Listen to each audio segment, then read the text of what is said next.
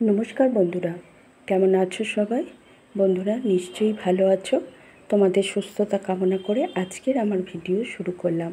বন্ধুরা, আমরা ছোট যারা বাগানি, ছাদে অল্প বিস্তর গাছ করতে ভালোবাসি এবং ফুল ভালোবাসি, সবুজ চোখের দৃষ্টি আমাদের হবে এই রকম আমরা ছাদকে করে রাখি।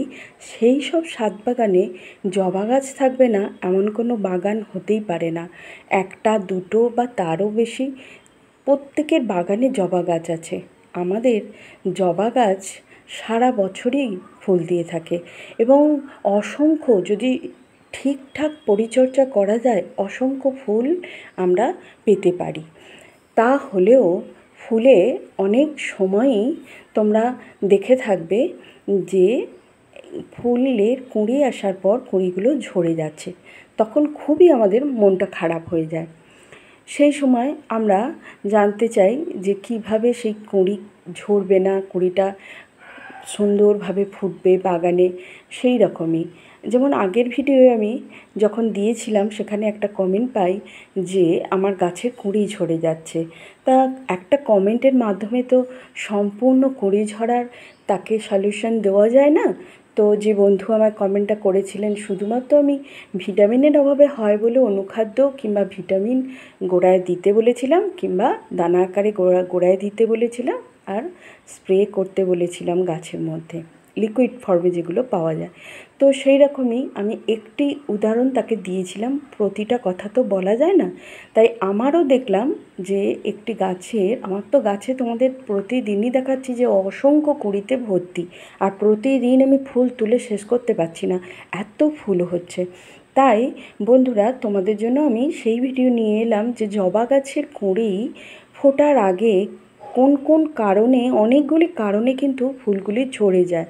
তাই তোমাদের খুবই উপকৃত হতে চলেছে আজকের ভিডিওটা, যারা জানতে চাও বা দেখতে চাও যে এই রকম এই যে কুঁড়িগুলো কেন ঝরে যাচ্ছে। তার অনেকগুলি কারণ হতে পারে।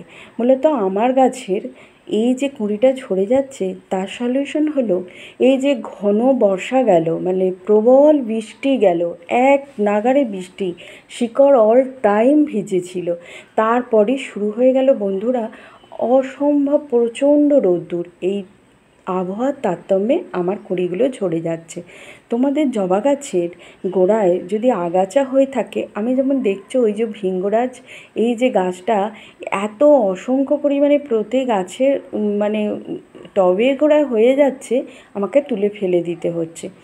তো সেই রকমই আগাছা তোমরা রাখবে না, আর জল তোমরা ঠিক সময়ে দেবে। এই যে গাছ দেখলে যে এই ঘন বর্ষায়, মানে নিম্নচাপ যেটা এলো, এখন তো বর্ষার শেষ প্রান্তই প্রায় হয়ে গেছে, কিন্তু এখন এক একটা ভারী নিম্নচাপ আসছে, আর মানে একদম টবের মাটি শুকোচ্ছে না, সেই সময় গোড়ার অল টাইম ভিজে থাকছে।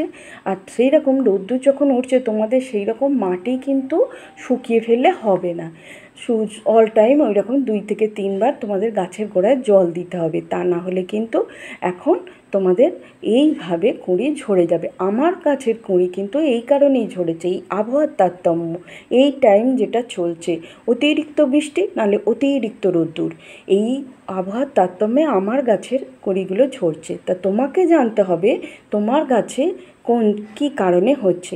দ্বিতীয় নম্বরে আসবো ভিটামিন, অবশ্যই ভিটামিন, কারণ ভীষণ ফুডি গাছ হচ্ছে এই জবা গাছ। যেমন অসংখ্য ফুল আর কুঁড়িতে তোমাকে আনন্দিত করে রাখবে, তোমার মন ভালো রাখবে গাছে ফুল দিয়ে, সেই রকম গাছকে কিন্তু খাবার দিতে হয়, তবে হ্যাঁ একটা রুটিন অনুযায়ী খাবার। আগের ভিডিওয়ে আমি বলেই দিয়েছিলাম। আর দেখো, অনুখাদ্যের কথা আমি বলিনি, একটু অল্প করেই বলেছিলাম সেই ওইটায়, কিন্তু অনুখাদ্য তোমার একটা যে কোনো একটা অনুখাদ্য জবা গাছের জন্য লাগবে। আমি দেখলে যে অ্যাগ্রোমিন গোল্ডের কথা বলছি, এই অ্যাগ্রোমিন গোল্ড কিন্তু লিকুইড ফর্মে নিয়েছি আমি, সেটা জলে 1 লিটার জলে 1 ml গুলে ভালোভাবে ঝাঁকিয়ে তুমি গাছে স্প্রে করে দেবে। তোমার যখনই তুমি বুঝতে পারবে যে তোমার গাছের কিন্তু খাবার কম হচ্ছে, তখনই কিন্তু অনুখাদ্য তোমাকে স্প্রে করতে হবে। তো আমি তো অ্যাগ্রোমিন গোল্ডের কথা তোমাদেরকে বলছি, এটা অ্যাগ্রোমিন গোল্ড তুমি অবশ্যই দিতে পারো।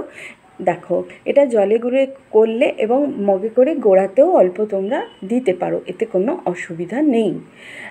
দেখো এত কুঁড়ি এসেছে গাছে, এই সময় কিন্তু একদম গাছের গোড়া শুকোতে দেবে না, জল দিয়ে যাবে। তারপর দ্বিতীয় দেখাচ্ছি, তোমরা অল্টারনেট যেটা খুশি দিতে পারো। এটা সাগরিকা সিউইডস, এটা সম্পূর্ণ প্রাকৃতিক একটা জৈব সমুদ্রের শৈবাল থেকে তৈরি, অসম্ভব ভালো। যে কোনো গাছে তোমরা এই অনুখাদ্যটা দিতে পারো বা ভিটামিনও বলতে পারো। এটা জলে গুলে গোড়াতেও অল্প দিতে পারো এবং গাছে তোমরা একইভাবে তোমরা স্প্রে করতে পারো। এটা সমস্ত রকম গাছ, শাক, সবজিতে তোমরা স্প্রে করতে পারো। তাই বন্ধুরা, তোমাদেরকে এই আরেকটি যে কোনো অল্টারনেট একটা তোমরা ব্যবহার করতে পারো। তা না হলে আর একটির কথা বলবো, আমি এগুলো সঙ্গে রাখি, এটাও জৈব ফাইটোজাইম দানার আকারে। ওই দুটো তোমাদের লিকুইড আকারে দেখিয়ে দিলাম, আর এটা হচ্ছে দানার আকারে। এই দানা 1 চামচ নিয়ে তোমরা সম্পূর্ণ জবা গাছের গোড়ায় ভালোভাবে মাটিতে সরাসরি গোড়ার মধ্যেই ঢালতে পারো বন্ধুরা, কোনো অসুবিধা হবে না। এবং গোড়ার মধ্যে ঢেলে মাটির সাথে ভালোভাবে একটু করে নিয়ে তোমরা জল ঢেলে দিতে পারো। গেল এই ভিটামিনের কথা গেল। জল ঢেলে দেবে অবশ্যই। জল কিন্তু প্রচুর পছন্দ করে, যেমন অতিরিক্ত সারাদিন বৃষ্টি হচ্ছে মাটি শুকোচ্ছে না সেরকম না, কিন্তু দেখবে তোমাদের জল কিন্তু গাছে ভালো রকম জবা গাছে দিতে হয়। তারপর আসবো একটা প্ল্যান রেগুলেটরের কথা বলবো। সেটা হচ্ছে খুব কম খরচায় তোমরা এই মিরাকুলানটা হাতের কাছে কিন্তু রাখতে পারো। এই কুঁড়ি ঝরা রোধ করতে কিন্তু এরও জুড়ি মেলা ভার।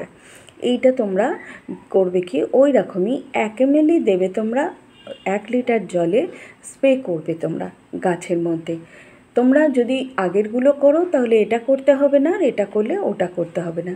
যে কোনো এই তিনটের যে কোনো অল্টারনেট একটা ভিটামিনের অভাব দেখলে তোমরা দেখবে। তৃতীয় নম্বরে আসবো ফাঙ্গিসাইড।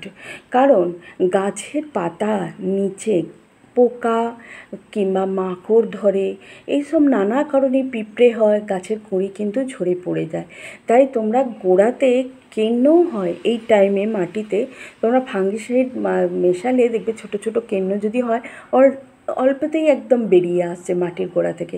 তাই জলে গুলে হোক বা যদি ভিজে মাটি বলে আমি গোড়ায় অল্প ফেলে দিয়ে তোমাদেরকে দেখালাম, তোমরা ফাঙ্গিসাইড অবশ্যই গাছে স্প্রে করবে এবং গোড়াতেও দেবে। এটাও একটি কারণ ফাঙ্গাল অ্যাটাক হলেও গাছের কুঁড়ি ঝরিয়ে দেয়। দেখো এইভাবে তোমরা গুলেও গোড়ায় ঢালতে পারো। গাছে স্প্রে করলে এইভাবে গাছে দিয়ে দিলে তাহলে তোমাদের ওই পোকা মাকড় যা আছে ওরা কুঁড়ির ওই যে ডগের রসটা খেয়ে নিয়ে কুঁড়িটাকে ছড়িয়ে ফেলে দেয়। তাহলে তোমাদের এটাও একটা গেল তোমাদের সলিউশন, কুঁড়ি ঝরে পড়বে না।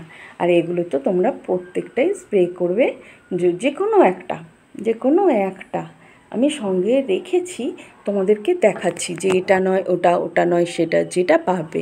আর একটা দেখো, এটা হচ্ছে কীটনাশক ডাবগড়, আমি সঙ্গে রেখেছি। এটা এখনও সিল খোলা হয়নি। আমি কাকাটাই ব্যবহার করি, বা নিম তেল, হলুদ গুঁড়ো এসব দিয়ে আমি ব্যবহার করে থাকি। নিম জল ফুটে নিয়ে অ্যালোভেরা দিয়ে অনেক রকমভাবে আমি গাছে স্প্রে করে থাকি। কারণ এমন কিছু পোকা আছে, যেমন ধরো মিলিবাগস যদি ধরে, তুমি একতারাও ব্যবহার করতে পারো, বা আমরা যেমন ঘরোয়া উপায়ে ব্যবহার করি মিলিবাগস তারাই, সেরকমও করতে পারো। মিলিবাগসও কিন্তু তোমার কুঁড়ি ঝরা একদম একটা পয়েন্ট, তোমার কুঁড়ির রস খেয়ে নিয়ে কুঁড়িটা তোমার ঝরিয়ে ফেলে দেবে, এত বড় বড় কুঁড়িগুলোকে। তাই তোমরা আগে থেকে যদি সাবধান হয়ে যাও তাহলে তোমাদের কিন্তু এই রকম বড় বড় কুঁড়ি আর ঝরবে না।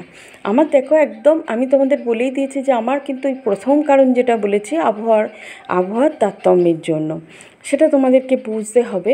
তোমরা গাছের সঙ্গে থাকতে থাকতেই কিছুক্ষণ বুঝে যাবে, বেশ কিছুদিন গাছ করতে করতে গাছের অসুবিধা কী, গাছের কী ভালো লাগছে সব কিছু তোমরা বুঝে যাবে। এই রকমই কিছু দেখো, এই যে দেখাচ্ছি তোমাদেরকে এই কুঁড়ি আর তোমাদের ঝরবে না। এইভাবে তোমরা পরিচর্যা করো, অবশ্যই তোমরা ফাঙ্গিসাইড, একটা কীটনাশক আর অনুখাদ্য ব্যবহার করে যাও, তোমাদের আর একটা কুঁড়িও ঝরবে না। এইভাবে খাবার দেবে, কারণ ভীষণভাবে খাবার পছন্দ করে। অত গাছটাতে কুঁড়ি তো। আর জল তোমরা একদম গাছের গোড়া শুকোতে দেবে না, কারণ আমরা এই প্রচুর রোদ্দুর এখন, তোমাদের 2 থেকে 3 বার তোমাদের গাছে জল দিতে হবে। এইগুলো মারলেই কিন্তু তোমাদের আর কুঁড়ি ঝরবে না। বিশেষ করে তোমাদের এই সময়ের কথা আমি বলে দিলাম।